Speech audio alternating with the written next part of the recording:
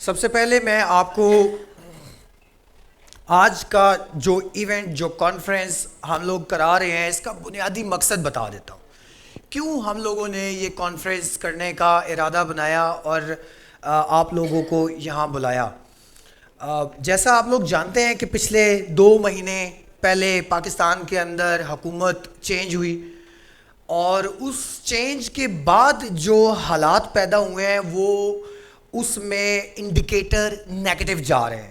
ہمارے economical indicator negative جا رہے ہیں اور اس کے علاوہ بھی کچھ موسمی حالات بھی اگر آپ دیکھیں تو گرمی، شدید گرمی اور بہت گرمی، ٹھیک ہے، یہ بھی انسان کے رویوں پہ اثر انداز ہوتا ہے. اور گورنمنٹ نے جو نئی گورنمنٹ آئی ہے انہوں نے ٹیکسیشن میں کچھ امینڈمنٹس کی، ٹیکس ڈبل کر دیے، ٹھیک ہے.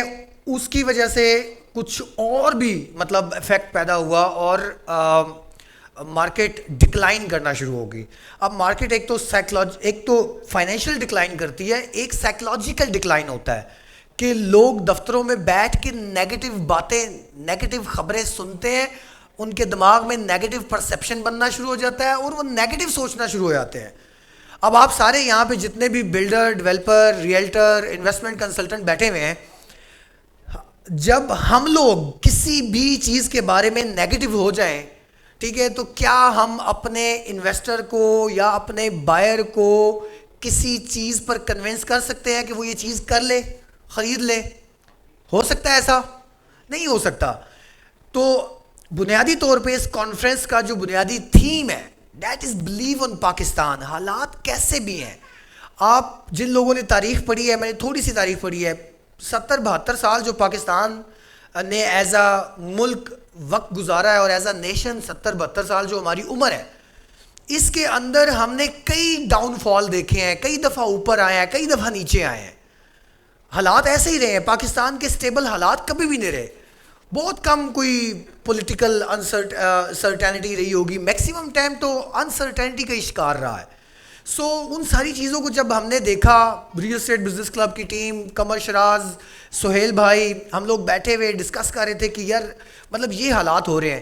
سو وی ڈیسائیڈ کہ ہمیں آئی تھنک کچھ ایسا آپٹمسٹک کام کرنا چاہیے، کچھ ایسا مثبت کام کرنا چاہیے جس سے کچھ مثبت اثر پیدا ہو ہماری سوسائٹی میں، ہماری کمیونٹی میں. It is a contribution from real estate business club to Pakistan, to real estate community, کہ ہم لوگوں کو مثبت سائڈ پاکستان کی دکھائیں. پاکستان میں اپرچونٹیز ہیں، پاکستان از اے لینڈ آف اپرچونٹی، یہ ہے. اور جب ہم لوگوں نے یہ تھیم فائنلائز کیا تو پھر ہم نے پلان کیا کہ کن موضوعات پر ہم لوگوں سے گفتگو کروائیں جو ٹاپ لیڈرشپ ہے ہماری. ٹھیک ہے، منیر شکیل صاحب آئے ہیں، میں آپ کا بہت شکریہ ادا کرتا ہوں سر. اسلام آباد چیمبر کے پریزیڈنٹ ہیں ماشاء اللہ یہ اس کے بعد راول پنڈی چیمبر کے پریزیڈنٹ، فیڈریشن کے پریزیڈنٹ. ہمارے ساتھ آج بہت سارے مایہ لوگ شامل ہوں گے جو بات کریں گے پاکستان کے اندر اپرچونٹی پر، جو بات کریں گے ریئل اسٹیٹ کو ری شیپ کرنے کے بارے میں. میرے استاد جی کامران رضوی صاحب یہاں پہ بیٹھے ہوئے ہیں. ان کے ایک لیکچر میں انہوں نے کہا تھا کہ پاکستان کے حالات کے اوپر اس وقت بھی غالباً 2 یا 3 سال پہلے بات ہو رہی تھی. انہوں نے کہا تھا کہ آپ مجھے یہ بتائیں کہ ایک گھر جس میں کنسٹرکشن ہو رہی ہو، ٹوٹ پھوٹ ہو رہی ہو، سوری سر میں آپ کی بات کوٹ کر رہا ہوں، تو ٹوٹ پھوٹ ہو رہی ہو، اس میں ادھر باتھ روم توڑا ہوا ہے، ادھر کھڑکی توڑی ہوئی ہے، کیا اس گھر کے اندر آپ کمفرٹیبلی سو سکتے ہیں، کمفرٹیبلی رہ سکتے ہیں جس میں لیبر بھی کام کر رہی ہے اور ٹوٹ پھوٹ بھی ہوئی ہے؟ نہیں رہ سکتے ہیں. تو Pakistan is under construction home, یہ ہمارا گھر ہے لیکن یہ انڈر کنسٹرکشن ہے، اس کے اندر بہت ساری توڑ پھوڑ ہو رہی ہے. اس وہ توڑ پھوڑ ہمیں تکلیف دیتی ہے، بٹ اٹ ڈزنٹ مین کہ یہ ہمارا گھر نہیں ہے یا ایک دن اس کو ہم ٹھیک نہیں کر لیں گے. اس کو ٹھیک ہم نہیں کرنا ہے، اس کو ٹھیک ہماری سوچ نے کرنا ہے، اس کو ٹھیک ہمارے ایٹیٹیوڈ نے کرنا ہے. سو دیٹس ہاؤ جو پھر ایک تو پاکستان کے کانٹیکسٹ میں، پھر reshaping the real estate future, اس میں ٹیکنالوجی انٹیگریشن، اس میں construction intelligence design, mister Kamal Khalid اس پہ بات کریں گے. یو ول گیٹ دا فیل جو ہم آپ کو دینا چاہتے ہیں کہ پاکستان کے اندر کتنا پوٹینشیل ہے اور پاکستان میں کیسے کیسے لوگ موجود ہیں جو ان چیزوں کو لیڈ کر کے پاکستان کو آئندہ کچھ سالوں میں گلوبل مارکیٹ میں ایک بہترین پوزیشن پر لے کے جائیں گے. دس از اٹ. یہ ہمارے آج کے پروگرام کا کرکس ہے, جو مقصد ہے, جس مقصد پر آپ سب لوگ یہاں پر ہیں. میں آپ سب لوگوں کا شکریہ ادا کرتا ہوں اور میں چاہتا ہوں آپ سب لوگ اپنے لیے ایک بیسٹ کلیپنگ کریں.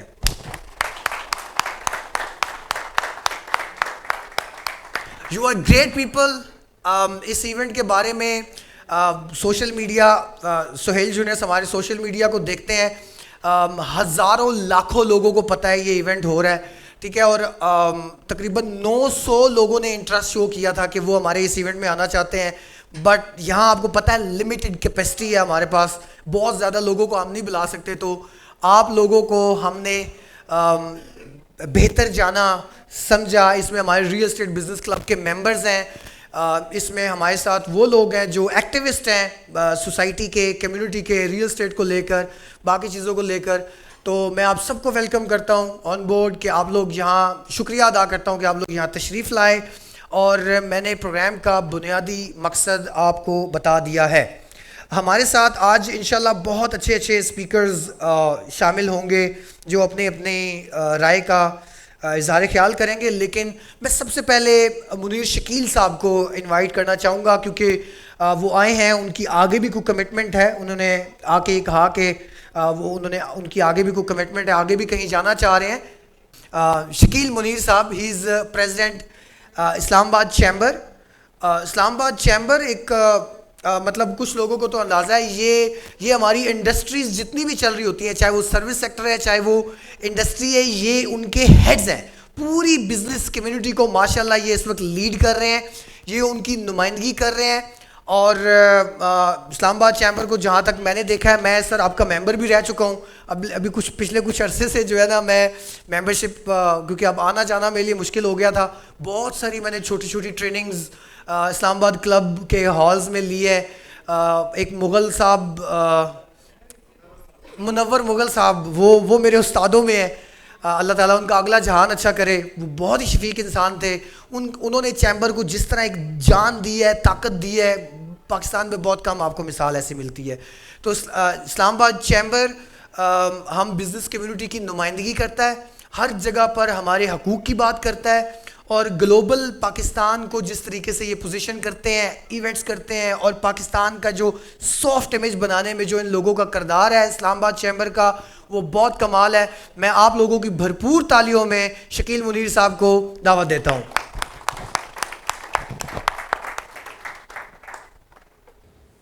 بسم اللہ الرحمن الرحیم. شکریہ تنویر مغل صاحب. حاضرین اکرام السلام علیکم. اسلام آباد, مجھے جو آج ٹاپک انہوں نے دیا اس پہ اسلام آباد چیمبر کے رول کے بارے میں ہے کہ اسلام آباد چیمبر کا رول کیا ہے. تو میں تھوڑا سا اس پہ بات بعد میں کروں گا. پہلے میں چاہوں گا کہ میں تنویر صاحب کو, ان کی پوری ٹیم کو مبارکباد پیش کروں اس خوبصورت ایونٹ کو آرگنائز کرنے پہ. اور اوپن ہاؤس کا ایک کانسیپٹ میں دیکھ رہا ہوں, میری آج دوسرے پروگرام میں دیکھ رہا ہوں. پہلے میں کل بھی ایک پروگرام میں تھا, اس میں بھی اوپن ہاؤس تھا. میں سمجھتا ہوں یہ اس سیکٹر میں ایک نئی انوویشن ہے اوپن ہاؤس کی, جو اس میں مس یوز ہو رہا تھا, آپ کہہ لیں کہ ریئل اسٹیٹ سیکٹر کا, وہ کافی اس میں کافی حد تک اس کو ڈسکریج کیا جائے گا. جب آپ اوپن ہاؤس کر دیتے ہیں تو آپ کے سامنے سیلر بائر دونوں یہاں موجود ہوتے ہیں. وہ اپنی پروڈکٹ کے بارے میں کوئی اس میں کوئی کمی کوتاہی ہوتی بھی ہے تو اس کو وہ ایڈریس کرتے ہیں.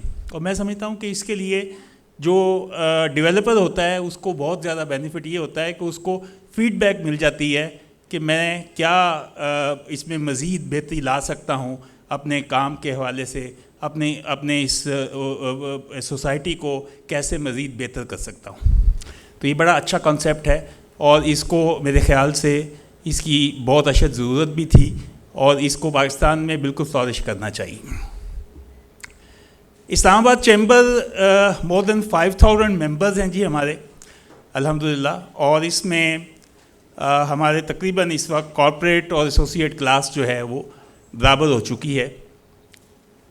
ہماری جو ہیرارکی ہے اس میں پریزیڈنٹ، سینئر وائس پریزیڈنٹ اور وائس پریزیڈنٹ اس کے آفس بیئرر ہوتے ہیں، جبکہ ہمارے ایگزیکٹو باڈی جو ہے وہ 30 ایگزیکٹو پہ کنسسٹ کرتی ہے، جس میں 15 ہم کارپوریٹ کلاس سے لیتے ہیں، 15 ایسوسیٹ کلاس سے.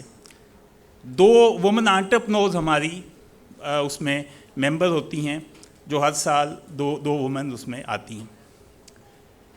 بیسیکلی اسلام آباد چیمبر کا مقصد فیسیلیٹیٹ کرنا ہے اپنے ممبرز کو.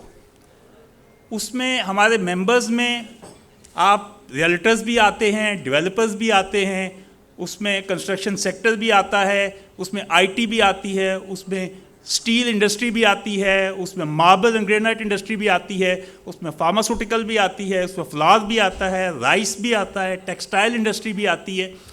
آپ جو بھی انڈسٹریز اس وقت اسلام آباد میں ایگزسٹ کر رہی ہیں وہ الحمدللہ اسلام آباد چیمبر کی ممبر ہیں، اور اسلام آباد چیمبر ان کے لیے ہر پلیٹ فارم کے اوپر اپنی جو رول پلے کر سکتا ہے وہ پلے کرتا ہے. جو ایشوز آتے ہیں ہماری کوشش ہوتی ہے ہم ان ایشوز کو ایڈریس کریں. گورنمنٹ کے ساتھ ہوتے ہیں یا کوئی کسی فارن مشن کے ساتھ ہوتے ہیں تو ہماری کوشش ہوتی ہے ہم ان کو ایڈریس کریں اور اپنے ممبرز کو جس حد تک ہو سکتا ہے ہم فیسیلیٹیٹ کریں. بیسک مقصد ہمارا یہ ہوتا ہے کہ انٹرپرینور جو بزنس مین ہمارے ساتھ جڑا ہوا ہے وہ اپنے بزنس کو کیسے فلورش کرے، اس کو وہ ایک مارکیٹ میں کیسے پینیٹریٹ کرے، انٹرنیشنل مارکیٹ تک ایکسپلوئر کیسے اس کو ملے. تو اسلام آباد چیمبر الحمدللہ اپنا رول کافی حد تک اس میں کوشش کر رہے ہیں ہم کہ بہتر طریقے سے ہم پلے کریں. پھر بھی کہیں کوئی کمی کوتاہی ہوتی ہے تو ہم اس میں ہماری کوشش ہوتی ہے کہ ہم آگے اس میں بہتر پرفارم کریں. ابھی ہم نے 2 اس میں ٹریڈ ڈیلیگیشن ابھی ہمارے ایک یو اے ای کا اور ایک باکو ہم لے کے گئے. اس میں B2B میٹنگز بھی کی اور اس میں ہم نے لوگوں کو ایک اپرچونٹی پرووائڈ کی کہ وہ اپنی پروڈکٹ کو شوکیس کر سکیں انٹرنیشنل مارکیٹ میں. آگے بھی انشاءاللہ پلانز ہیں کہ اس میں ہم کچھ ڈیلیگیٹس کو ہم نے انوائٹ بھی کیا ہوا ہے کہ پاکستان میں آئیں، یہاں پہ اپنی پروڈکٹ کو شوکیس کریں. ہم الحمدللہ ہر طرح سے کوشش ہوتی ہے کہ اسلام آباد چیمبر کے ممبر کو جو بھی ایشوز آ رہے ہیں، جیسے ابھی گورنمنٹ سیکٹر کے حوالے سے آج کل دیکھیں ایک چیز جو اس وقت بنیادی چیز بنی ہوئی ہے، پوری دنیا میں انفلیشن ہے اس وقت، اس سے ہم انکار نہیں کر سکتے، لیکن پاکستان میں اس کا امپیکٹ کچھ زیادہ آیا. اس کی ریزن یہ ہے کہ ہماری روپی جو ہے وہ بہت زیادہ ڈی ویلیو ہو چکا ہے. ہم اس کو کنٹرول نہیں کر پائے. گورنمنٹس کی جو بھی پالیسیز رہیں شاید وہ اتنی سکسیزفل نہیں رہیں، جس وجہ سے ہم ڈالر کو کنٹرول نہیں کر پائے. اور جب ڈالر کنٹرول نہیں ہوا ہے تو اس کا امپیکٹ یہ آیا ہے کہ اوور آل انفلیشن جو ہے وہ بہت بڑی ہے. اور اس سے آپ جیسے ابھی فیول کی پرائسز کی بات کرتے ہیں تو فیول کی پرائسز ہمیشہ $120 پہ بیرل پہ پہلے بھی گئیں کئی دفعہ، لیکن چونکہ ڈالر اس وقت جو ہے اتنا زیادہ اس کو ہائک نہیں تھی، اس لیے وہ ہمیں اتنا زیادہ اس کا برڈن نہیں آیا. لیکن اب چونکہ ڈالر بہت زیادہ اس میں ریٹ ڈالر کا اوپر چلا گیا ہے، جس وجہ سے اس نے کافی ایفیکٹ کیا. لیکن میں امید کرتا ہوں کہ گورنمنٹ الحمدللہ کام کر رہی ہے اور بہتر کوشش کر رہی ہے پرفارم کرنے کی. ظاہری بات ہے ایک چینج اوور آیا ہے، اس چینج اوور سے اپنے آپ کو انہیں بہتر کرنے میں، اسٹیبل کرنے میں تھوڑا ٹائم چاہیے. لیکن میں سمجھتا ہوں، میں نے یہ بات پی ایم صاحب سے بھی ریکویسٹ کی کہ جی کچھ لانگ ٹرم پالیسیز ضرور بنائیں. ہمیں پاکستان کو لانگ ٹرم پالیسیز کی ضرورت ہے. کوئی بھی گورنمنٹ آئے وہ اسے پالیسیز کو نہیں ڈسٹرب کرے جو پاکستان کے لیے، کیونکہ پاکستان سب کا ہے، سب پولیٹیکل پارٹیز کا ہے، ہم سب کا ہے. اس لیے پاکستان میں جو بھی پارٹی، کوئی بھی گورنمنٹ آئے وہ جو ایک کنسسٹنٹلی جو پروگرام ہیں وہ چلتے رہیں. تو میں سمجھتا ہوں کہ انشاءاللہ پھر کبھی ایسی سچویشن نہیں آئے گی کہ ہم اتنے زیادہ جو ہے وہ کرائسس میں جائیں. لیکن الحمدللہ پاکستان از اے لینڈ آف اپرچونٹی، اس میں کوئی شک نہیں.